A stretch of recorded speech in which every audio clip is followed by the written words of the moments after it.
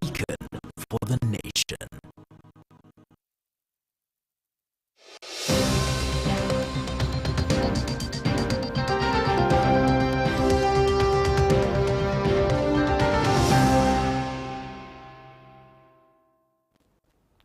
أهلا وسهلا ومرحبا بكم. Assalamu alaikum wa rahmatullahi wa barakatuh. It's another beautiful Friday morning of the 26th of September 2025. A very good morning to you and welcome to Horizon TV. This is the Muslim Insight Show. My name is Zamzam Ahmed and my sign language interpreter is Ilhan Noor. And in studio I am joined by a counseling psychologist known as Hadija Hussein, here to help us understand all about mental health breakdown, or rather suicidal ideation, suicidal thoughts. Assalamu alaikum wa rahmatullahi wa barakatuh. Wa alaikum salam wa rahmatullahi wa barakatuh. How are you doing this morning? I am fine, thank you. How are you? Alhamdulillah, I'm also doing great. It's really an honor having you here with us today. Also, we'll be joined later by Hassan Ahmed, who is a youth mentor, who will also help us understand more about suicidal thoughts and suicidal ideation. But to begin with, maybe we can understand the difference between suicidal thoughts and suicidal ideation. How does it differ from the other? Well, okay, thank you first of all. Thank you very much for this opportunity to speak about a topic that is quite sensitive but very much needed, because it's the reality of things. People are committing suicide, so it's a great topic to speak about. So suicidal thoughts and suicidal ideation, these are two concepts that are closely related, but there's a slight difference. So when we talk of suicidal thoughts, we are talking about any thoughts about wanting life to come to an end. So this could be thoughts that are vague or fleeting, in the sense that it can just go, it can be gone in a few minutes or even hours. But on the other hand, when we talk of suicidal ideations, we are talking about these suicidal thoughts now becoming more intense, becoming more focused. So you will find that someone at this point is now thinking of methods they can take to take the actions, or they're even planning themselves to take the action. So basically, suicidal ideation involves suicidal thoughts, but not all suicidal thoughts can develop into suicidal ideation. Yeah, so these are two terms closely related, but there's a slight difference in both of them. Okay. Now, I must have the thoughts for me to make ideas on how to do it. Yes. Okay. Before you get to the idea, the thoughts must have crossed your mind. Yeah. Okay. And as an individual, have you ever experienced this kind of situation, or rather mental health breakdown? Well, okay, so as human beings, life might not always take the direction that we want. So sometimes you will experience low moments in life. Sometimes you will feel like you've hit rock bottom. After trying your very best, you feel like there's nothing else you can do. And in these moments, these thoughts can creep in.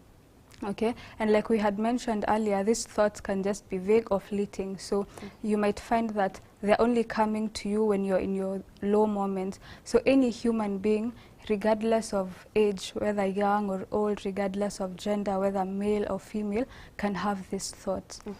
And how to cope best I'd say would be to speak up, because when you speak up, you are creating space for people to come in and support you. Okay, and within your perimeter, within your circle, maybe families, maybe friends or relatives, among other people that are really close to you, have you ever noticed, or rather seen, people experiencing suicidal thoughts or ideation?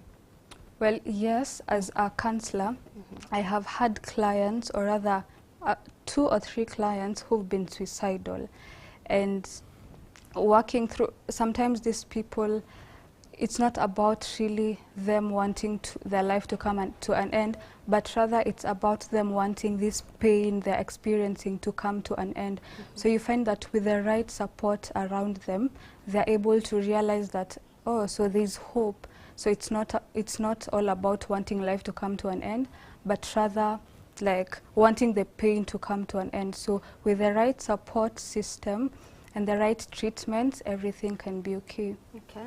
And when we talk about suicidal thoughts and suicidal ideation, that means there is a mental breakdown, right? Right. Maybe you can get to know about mental breakdown. What is mental health breakdown? Okay, so a mental health breakdown occurs when the body and the mind, so the body and the mind are two entities that are different, but they're linked together. So your mind can't operate without your body can't operate without your mind. So these two are closely linked, so they work together. So a mental breakdown will occur when your body and mind are like, feel like they're overloaded, so they can't take it anymore. So this is, you find that daily simple tasks like even taking a shower become difficult for you because your body and your mind have gotten to a point where they feel like it's over. So this is what we refer to as a mental breakdown. And good news is that our other guest has arrived, Hassan Ahmed, who is a youth mentor. Hassan, assalamu alaikum wa rahmatullahi wa barakatuh. Wa alaikum salam wa rahmatullahi wa barakatuh. How are you doing this morning? Alhamdulillah, I'm good. We were waiting for you. The jam. We saw that we couldn't do this without you. Now that you're here, I asked Khadija about the difference between suicidal thoughts and suicidal ideation, and also gotten to know about mental health breakdown. And also I asked her about her experience in life concerning mental health breakdown, concerning suicidal thoughts and ideation. As an individual, Hassan, have you ever experienced, or the people that are surrounding you, your perimeter, have you seen them experiencing suicidal thoughts and ideation, and how did they cope with the situation? Okay, thank you so much. For me personally, I've not experienced suicidal ideation or even thought, even emotionally, but I can help you to understand how people cope with such situations. We say many people tend to like their beliefs. They find their strength through faith, some of them through therapy, some of them even through journaling, and some through medication. Yeah. Okay. And what really causes mental health breakdown, or rather, what triggers mental breakdown? What triggers mental health breakdown? We can say is prolonged stress or chronic stress. Another thing can be isolation. Okay. Apart from isolation, lack of feeling like feeling helpless in life. And trauma also can cause mental health. There is something that you've breakdown. mentioned, sorry to cut you short, about isolation. What do you mean by isolation? Because not one, not two, not three, but I've seen so many people who call themselves an introvert. Yeah, it depends. Isolation, one, it depends with how your surrounding is. Because like we say in our community, you can see there are some parents who are always overprotective. So they tend to keep their children much in the house, or even their kids, in that for you to get out or even socialize with other people, you have to like be watched at. And that gives you hard time to socialize with other people. So it makes the person isolate themselves. Another thing is also like what makes somebody to isolate himself is lack of trust from other people. Sometimes even not believing in yourself, in what, losing the interest in things that you used to do. So you tend to, for you to make it like you are covering, you tend to like stay much in the house. You isolate yourself from other people, which usually is not good for mental health. Yeah, it's not good for your mental health and well-being. Okay. Yeah. What do you have to add on that? What triggers mental health breakdown? Okay, so like I have mentioned, a mental health breakdown is a combination of your body and your mind feeling like they've gotten to the limit. We can't really point out one factor and say it's the cause of a mental breakdown, because the causes vary and they range from person to person. So we could have things like what he's mentioned, stress. So it could be stress from work, stress from school, or even just stress at home. Maybe there's some family issues in the house. We could also have things like financial problems. So maybe you've gone to school, you've graduated, you have your degree, but you're finding it hard to get a job. So these things could also could also lead to a mental breakdown. We also have things like loss and grief. You know, the sudden loss of a loved one, like you didn't anticipate this coming. So it could lead to you having a mental breakdown. We have traumas, maybe past traumas you've experienced, maybe abuse in the past, maybe neglect in the past. So all these things could lead to a potential mental breakdown.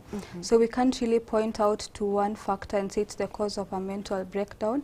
So the factors are very many, but those are just a few of them. Okay.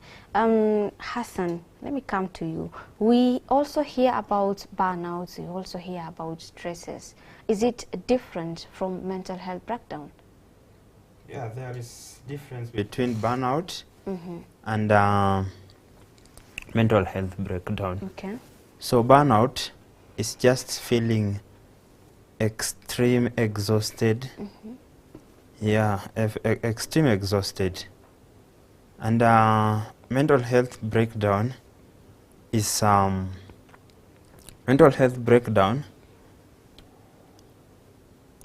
feeling like, it's a feeling that makes you more intense, that you are not functioning normally the way you function. Like you see, for example, when we talk about burnout usually come through maybe work stress, things like that. But mental health breakdown, this is where the person is not functioning like normally. Like maybe is stressed, anxious, yeah. Things like that are the ones leading to mental health breakdown. Okay. So there are two different things. Oh, okay. Yeah. Now we're talking about what triggers mental health breakdown, right? Including stress, trauma, and everything. And as Khadija has mentioned, it comes in a different way with the different people. But maybe as an individual, me to reach to a point of having a suicidal thoughts and a suicidal ideation, there must have something that has happened to me.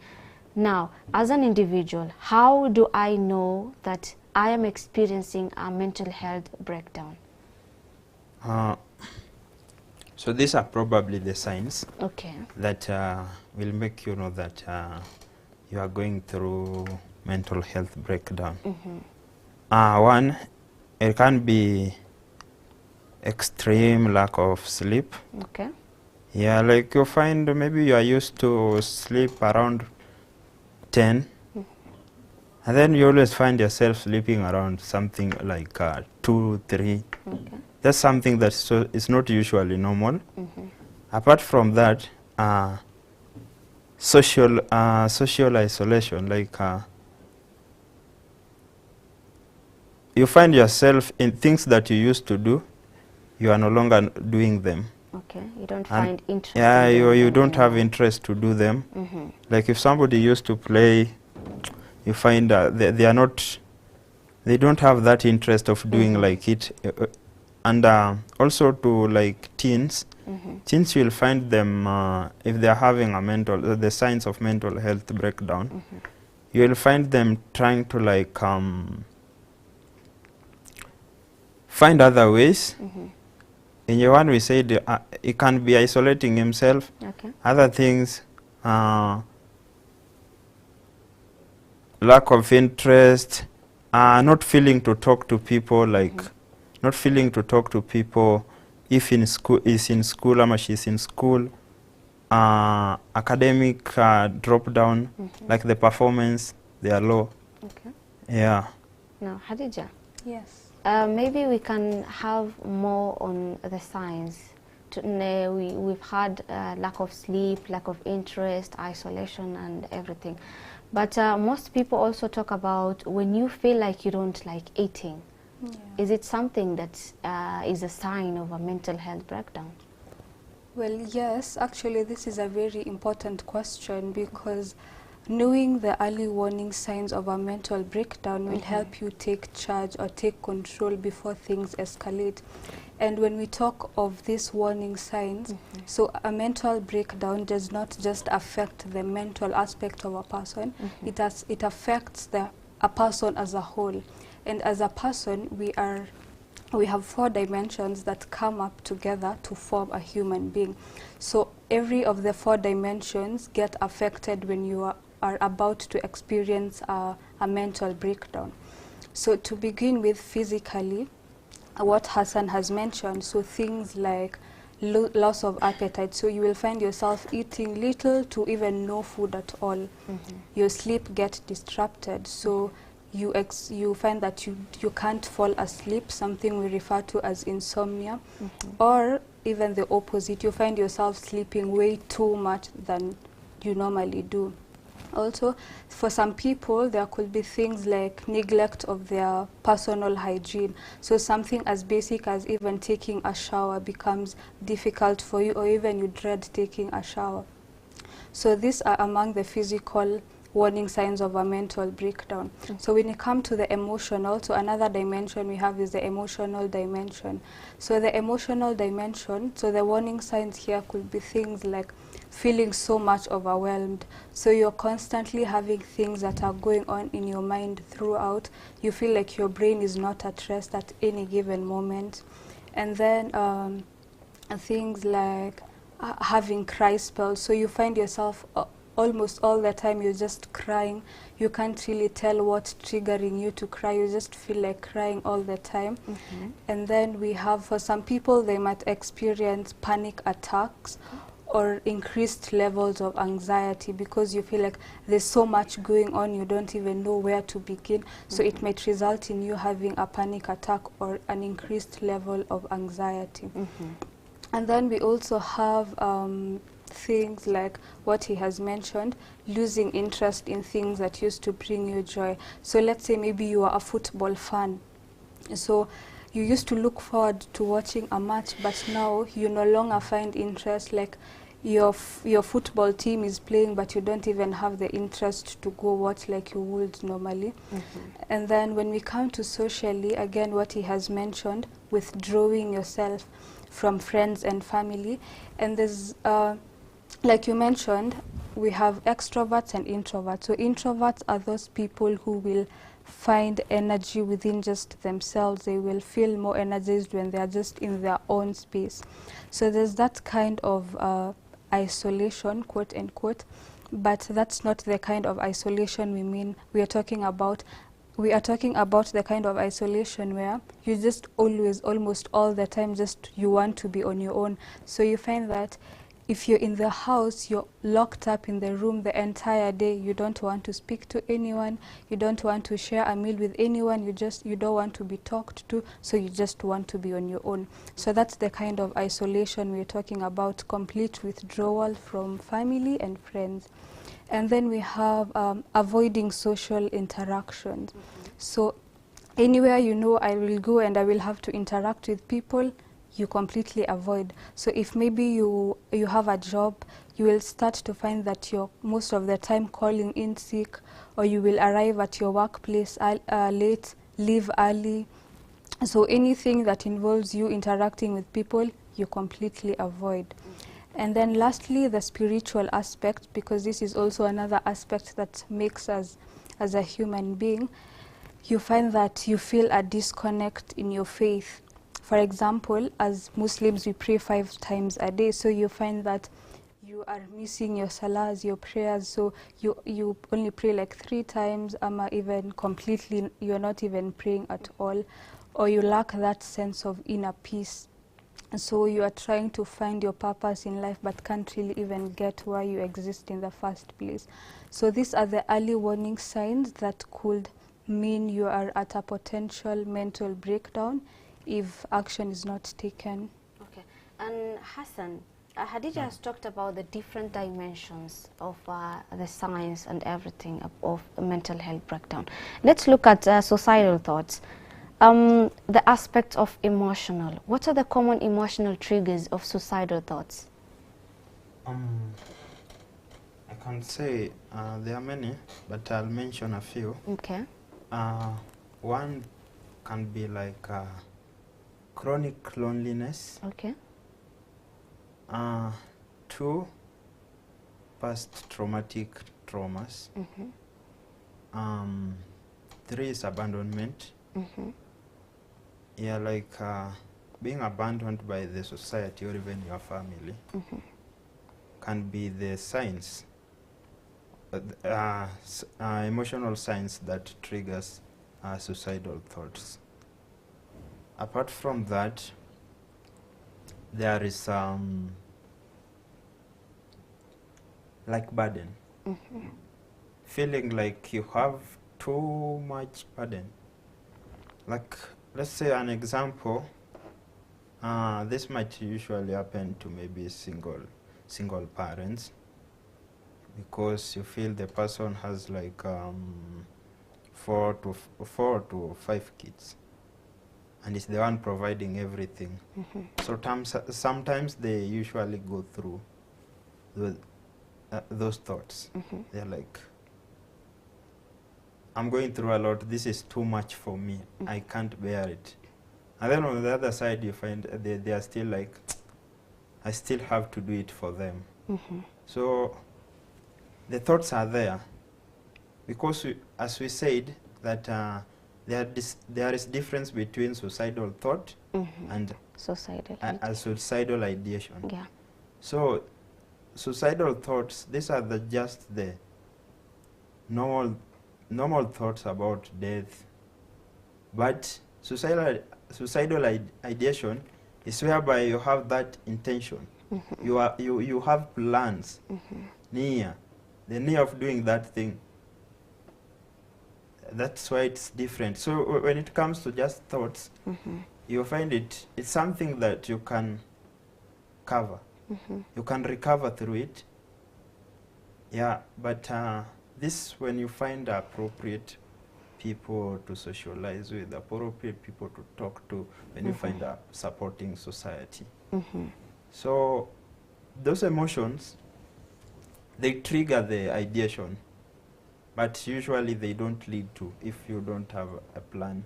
It's like you want to be successful in life, and then you're just saying in your mind, I want to like have a house, have apartment, build my own business. Just you're saying it in your mind, and you're not applying it. And you don't have any action. Okay, so they are thoughts. Yeah, they're just thoughts. Okay. Yeah. Oh, and when you talk about introverts and extroverts, and most of the people that normally find themselves in such situations are the extroverts, because they speak a lot where you don't even get to know what's behind this person. And now, what are the myths and misconceptions about suicidal thoughts, about suicidal ideation, about mental health breakdown? Myths. There are myths, and there are some things that are true about mental health breakdown. One myth that people usually tend to assume is that only those who have been diagnosed with mental illness are the ones who will experience suicidal thoughts or ideation. But the truth is, anybody can experience suicidal thoughts or ideation. Yeah, as long as you're just anybody who is natural being, they have to experience one or two. You can have the thoughts, which is usually easy to recover, because if you find a appropriate person to talk to, a professional person, to people who can hear you, you can recover easily than compared to the ideation, because now this is where nobody cares, nobody listens to you, and you don't have like a person, the person to you can talk to, and then that's where you find that this person now has the plans of killing himself. Like 1 month ago, around my neighborhood, there is this girl, I don't know what's happening in her school. So when people are going back to, they were opening the schools, he told his parents, like, I don't want to go to that school. And the parents were like, you must go.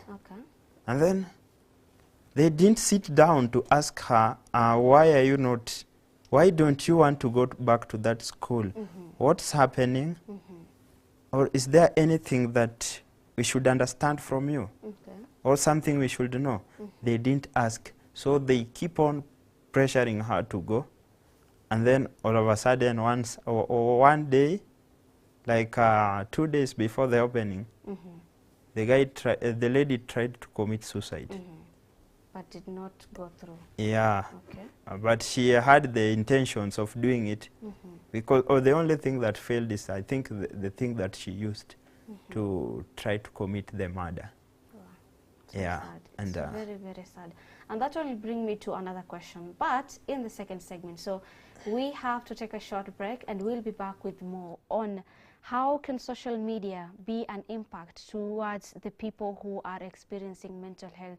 How is it something that can trigger mental health breakdown, or how can it be a source of help? And maybe talk about the parent. What is the role of the parent towards their children? Therefore, stay tuned.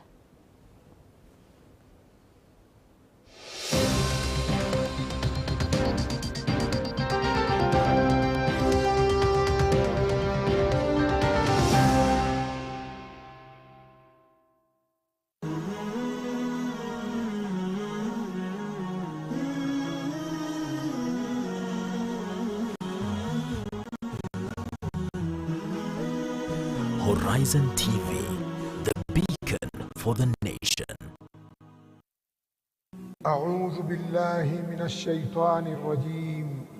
يا أيها الذين آمنوا إذا نودي للصلاة من يوم الجمعة فاسعوا إلى ذكر الله وذروا البيع ذلكم خير لكم إن كنتم تعلمون. Enyi mlioamini, munapoitwa kuhudhuria swala ya Ijumaa, fanyeni haraka kuikimbilia, muache biashara zenu, hilo ni bora ikiwa mwelewa. Isikilizeni kwa umakinifu khutba ya Ijumaa ili uzidi kujenga imani yako na kupata faida nyingi ya siku hii. Coming to you every Friday from Jamia Mosque, Nairobi. Live on Horizon TV.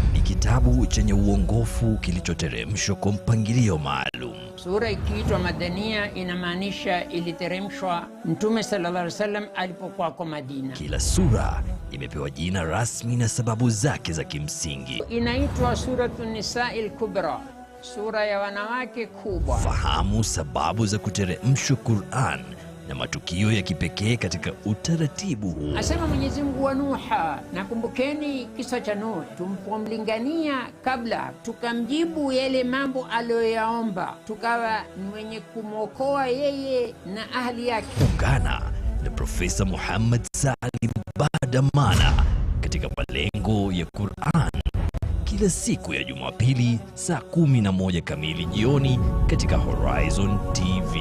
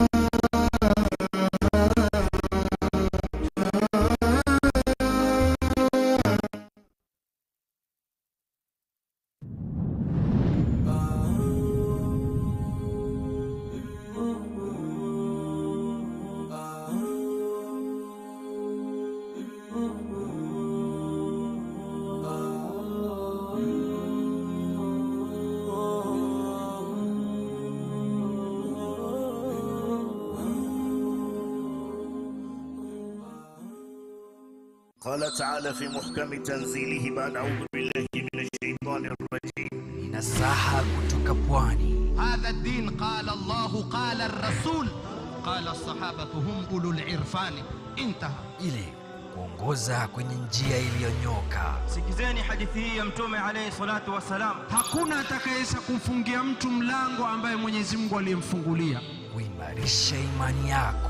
Thabbit qulubana ala dinik wa ala ta'atik. Ungana na mashekh wetu kutoka pwani kwenye mimbar. Mimbar zinamwakilisha Mtume sallallahu alaihi wasallam. Ni Jumamosi na wakati saa 3 usiku katika Horizon TV, runinga uipendayo.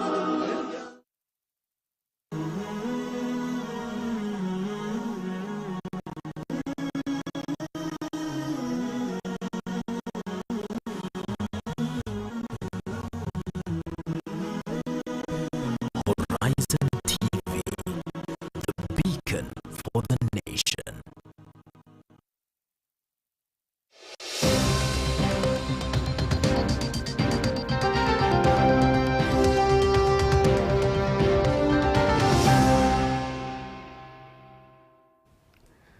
Thank you so much and welcome back to our second segment of the Muslim Inside Show, and we continue from where we left with our conversation. You've mentioned about a girl who told her mom that she doesn't want to go to school for she hasn't told her mom the reasons behind it, or rather the mom did not ask the daughter what's the reason behind her not wanting to go to school. And you also mentioned that this girl tried to commit suicide, which it failed. Now, bringing me to another question on the role of parents, the role of families and friends in supporting people.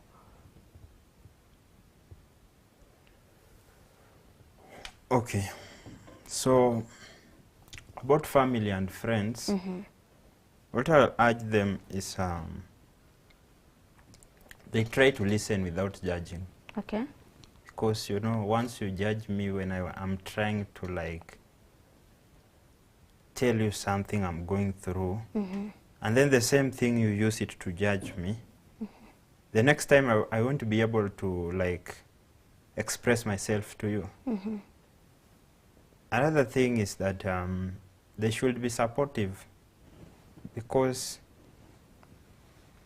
I think in the society, the most thing that we lack is support from family or even friends, because you find that these friends or this part of the family members, they are the ones that they also want you to fail, and on the other side they also want you to succeed.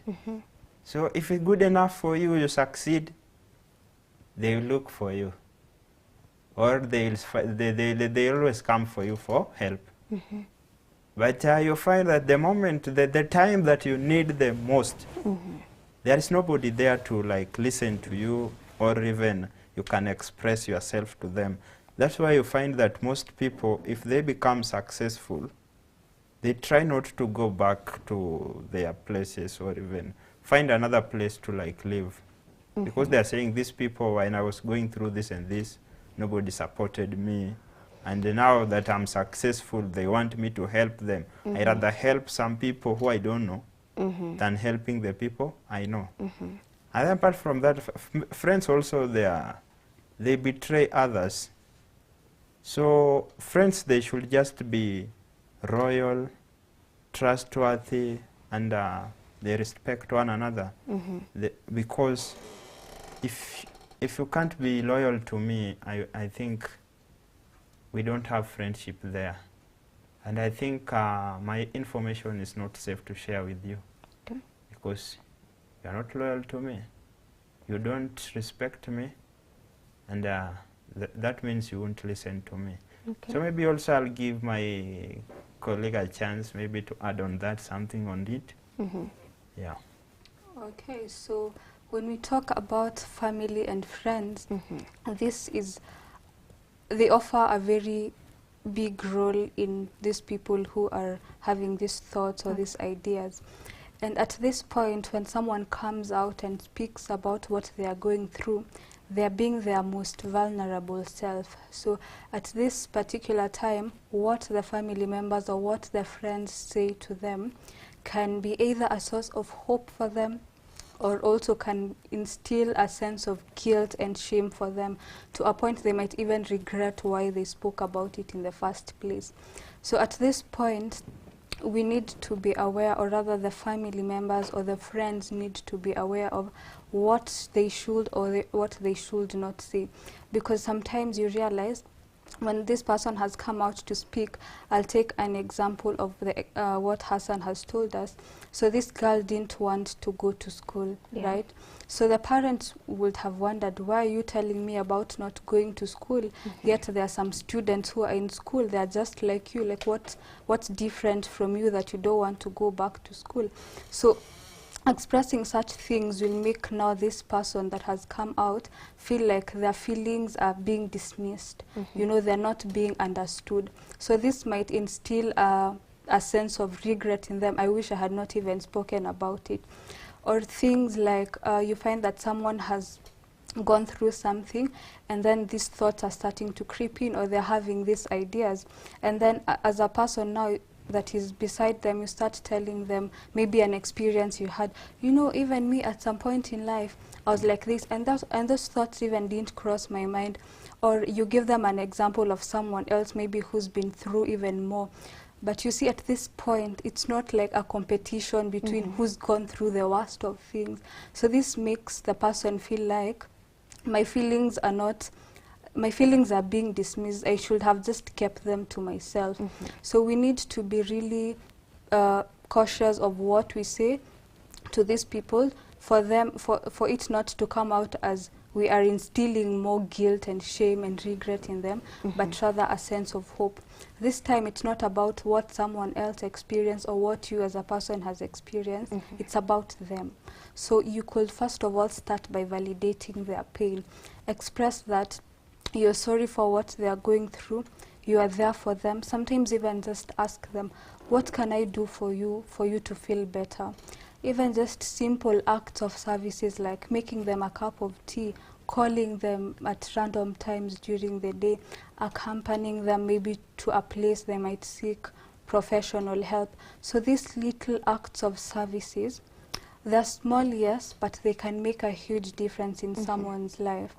So it's really important for friends and family members to know when someone comes out and speaks about these things, the things I should say and the things I should not say to them. Okay. Yeah. And you know, a story that I heard the other day, my friend told me that a guy told his mom that he's going to commit suicide, face to face, telling his mom like that. And the mom says, go and commit, enda, you know. But I just try to understand, are the parents at fault when they don't listen to their children? Or the girl who tried to commit suicide is a teenager, right? Yeah. Now, a teenager at this point committing suicide, does this person have that courage to speak? Sometimes it's not easy, like for teenagers to speak or for us to share something with our parents. And this also depends with how your parents have raised you. Because I can say that parents, most of our parents are from the older generations, right? And now trying to understand who's at fault. The parents for not listening to the daughter, the parents for not knowing what is going through with the daughter, or the daughter not expressing how she feels about something. So, to express that, I don't think anybody might be at fault, because once this, it's always said that how you raise your kids matters. And if you have good bonds with them, you know, one most thing with our parents, they are too busy. Okay. But you find that if you have been like having time for your kids, talking to them, like me, I can say, me personally, I cannot say my parents were busy. Like my mom, she was always there for me. Like even if we closed down the schools, she was also she was helping me in writing the notes, teaching me like the mathematics. Okay. So I do say that it's how the parents, the bond between the parents and the children. So if you find that the parents are too strict, they don't have that good bond whereby they ask questions to their child.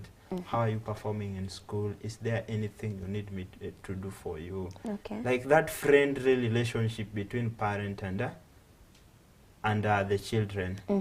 That's what's lacking. But once it is there, I don't think it's hard for you to tell your parents what you are going through. And too much busyness for the parents. They keep to like work. Yeah. It is me and the work, not me and the family. So they don't have time with the family. That's why you find this girl. It's not like she wasn't able to talk to her parents or like she's teens. Because even now, right now, I see like this alpha. Some of the late Gen Zs of 205 there, 206, they talk to their parents and they talk how they feel. Okay. Like I have this, my nephew, she's almost like 7 to 8 years, but she can express herself, how she feels, because the parents have that time for her. Like when they come back, how was the school today? How was the performance? Can I see your homework? Have you done your homework? Where do you want me to help to? Now, the parents of the alphas that you're mentioning, these are the parents that have been exposed to what is happening in the current situation. But we have parents who maybe they are not aware of mental health crisis, that this is something real. What can be done in order to make them understand that mental health crisis is real and be part of the solution? What can be done is just doing much campaign about mental health awareness, and this is in the community where we live. Getting professional people to explain the aspect of mental health and well-being. Also educating the kids, the ones who are there to educate their parents. And I think at the time that we are living, it's easy because we spend much time on our phones or on the screen. So you might scroll, go through it, you might scroll and find like they are raising awareness on that. So what can help for those parents who don't know is those mental health champions or advocates to do like have the support, do the awareness more, do the campaigns more, even in the rural, because the problem mostly it happens in the rural. Because it's in the rural that most of the parents, those early parents, are not much educated. So it's our role and responsibility to like campaign in those sides, those areas, those regions, and through that they will have the awareness of that. And also to do it in a better way, you can also do it in your mother tongue, like your local language. For them to understand much for them better. To understand. And this also needs you to understand your language well, you know. And also or the person doing the awareness understanding the language more. Okay, that's nice. And he's talked about being on phone all through the day, scrolling on TikTok, passing time and everything. Now we come to social media issue. Social media, how can it be an impact to a person experiencing mental health crisis? How can it trigger mental health breakdown, and how can it be a source of help? Well, social media cuts both ways. So social media can be a trigger to someone who's experiencing a mental breakdown, or it could also be a source of hope for someone. So to begin with looking at how it can be a trigger, so you can imagine someone is in their low moments, they feel like they've really hit rock bottom, they've tried everything, nothing is working out, and then they just decide to scroll on Instagram or TikTok, and the first video or photo they come across is maybe someone posting themselves living their best lives, they're on a vacation, all that. So what this is going to do is it's going to worsen the situation of this person who was experiencing a mental breakdown.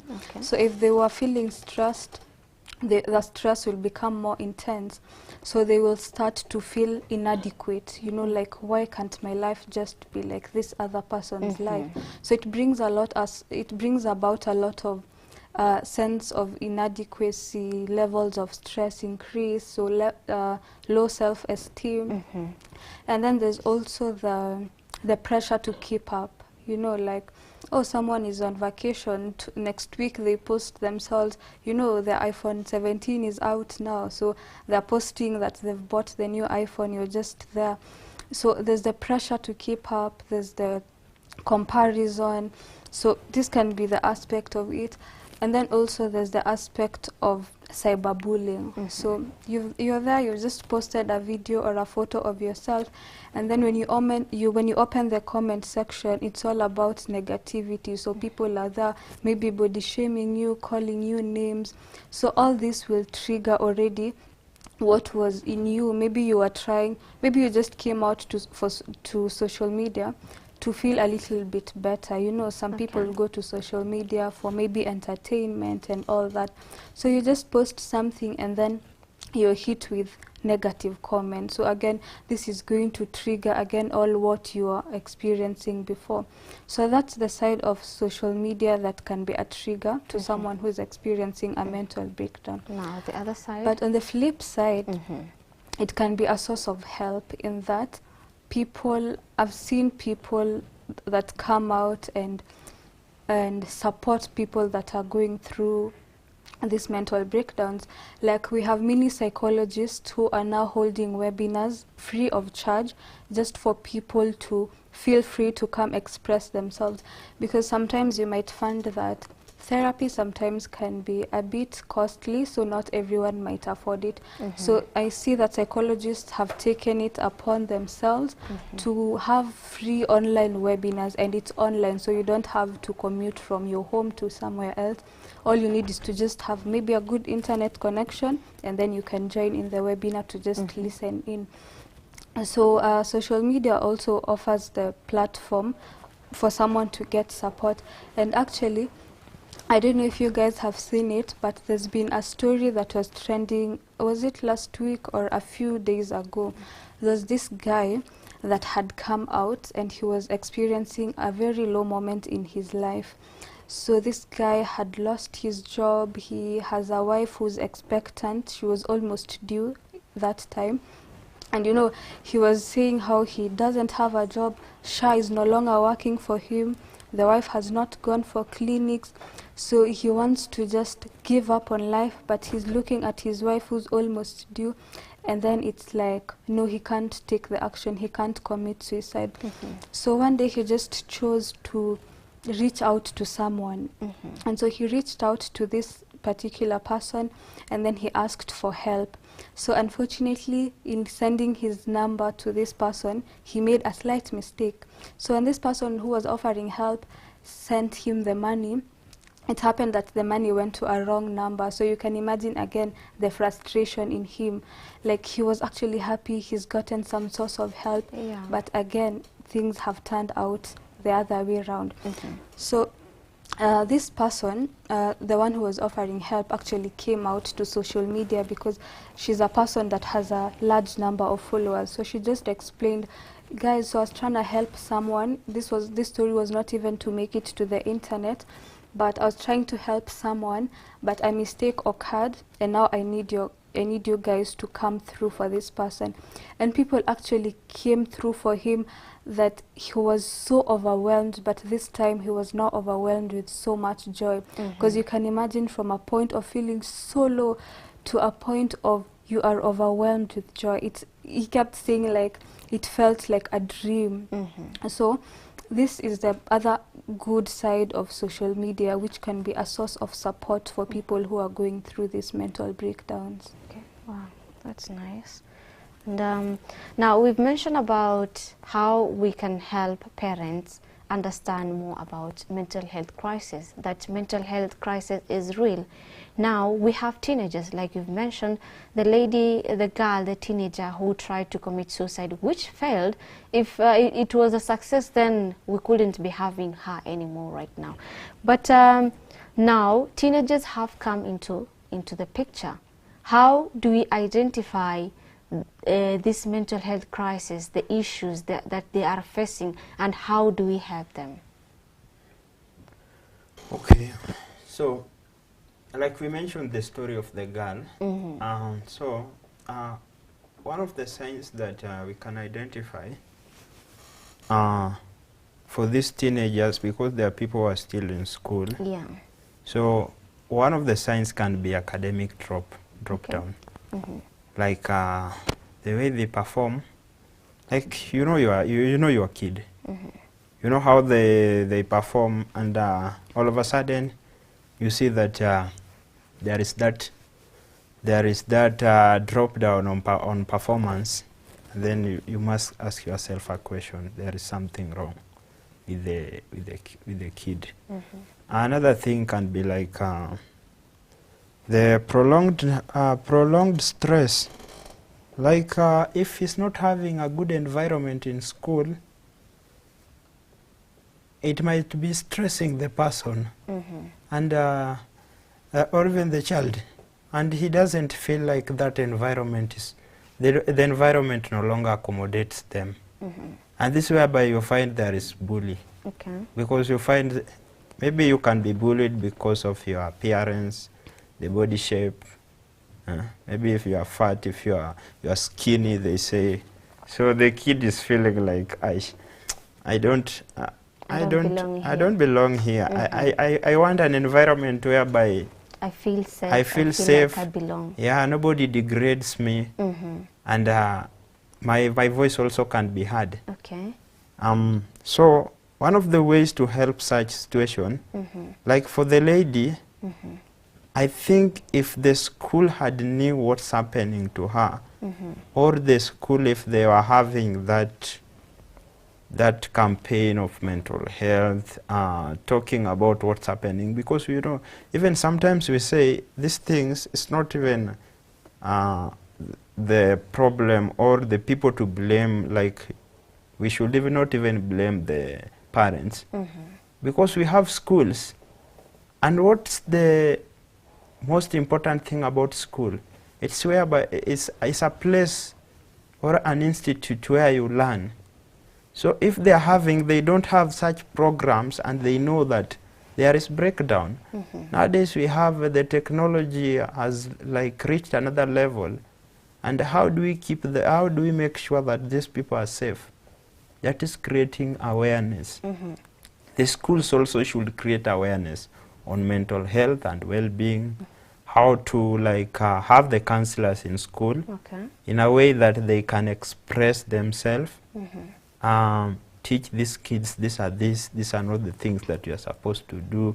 If you feel this way, you should talk to so and so, or you should even see your teacher. Other thing to such teen, I think there should be the parents. We should have a good listening parents who values our emotion. Like they support us. It's not like supporting in everything, because this a kid, maybe sometimes he might be wrong, but how you correct them matters, and how you make them understand also matters. Like you can't just shout on a kid and expect. Let's say, take this example. You have a kid of 5 years. He was playing outside, and then all of a sudden he came inside running and crying. So instead of you asking him or her, why are you crying? You are telling her to keep quiet. Why are you crying? If it's a boy, you are telling her, you should not be crying. You are a boy. Yeah, you are a boy. You should not be crying. But that means the parents didn't have that time to understand or even ask the kid, why are you crying? what's not happening? What happened outside? Maybe they had a fight. Maybe some of his things were taken. And then when he comes to the house, like, you are like, shut up. And then you keep on shouting. Shouting even does not help. Like, you find it also disturbs the mind when you shout to a kid. But if you talk to them generously, like in a good and polite way, they feel like, okay, gentle with them. Yeah, I should always be talking to my mom or my dad, because you find, say that they do. Some kids, they choose their parent, their father more than their mother, because they say, my mom usually shout. I can't have anything to share with them. So I think here we also need to have like the family therapy. Okay. Who will come once in a while when the schools are closed, even during the December holidays, asking the kids, how was the school? Have you experienced this and this? How, yani? Like, trying to understand at least a little bit deeper, and then also educate them on this, how you should do. And educating them can be through stories and through advising the parents, this or this, the kids lacks this. And I think we will have a better society with good kids who have good visions. Okay, thank you. Due to time, I think we are going to wind up at this point. Maybe to get a take-off from Hadija, what advice would you give to the people in general concerning mental health issues? Be it the parents, be it the kids in school, be it the teenagers in high school, and the people who are still in colleges and universities. Okay, so my parting shot to people would be to take their mental health seriously, be intentional about your mental health. The same way we prioritize our physical health, we should also prioritize our mental health, because if you're experiencing a mental breakdown, we've seen that it can also affect your physical health. So it's important to take care of your mental health the same way.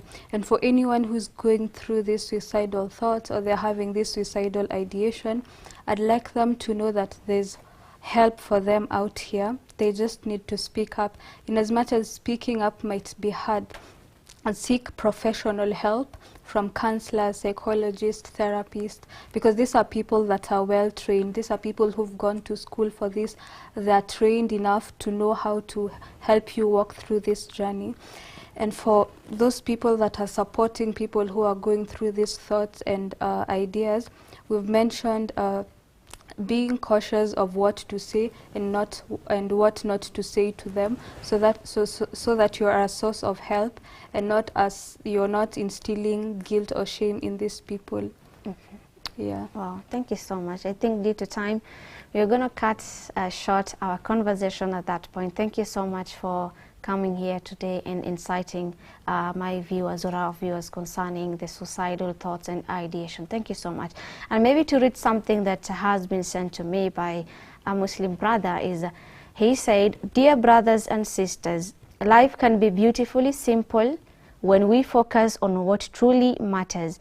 Prioritize your well-being, nurture meaningful relationships, and pursue your passions. Let's go over unnecessary stress and comparison. Remember, every sunrise brings new opportunities. Breathe deeply, stay present, and trust the journey. You are stronger than you think, and your path is unfolding as it should." And with that, I wish you a blessed weekend. My name is Zamzam Ahmed. Assalamu alaikum wa rahmatullahi wa barakatuh.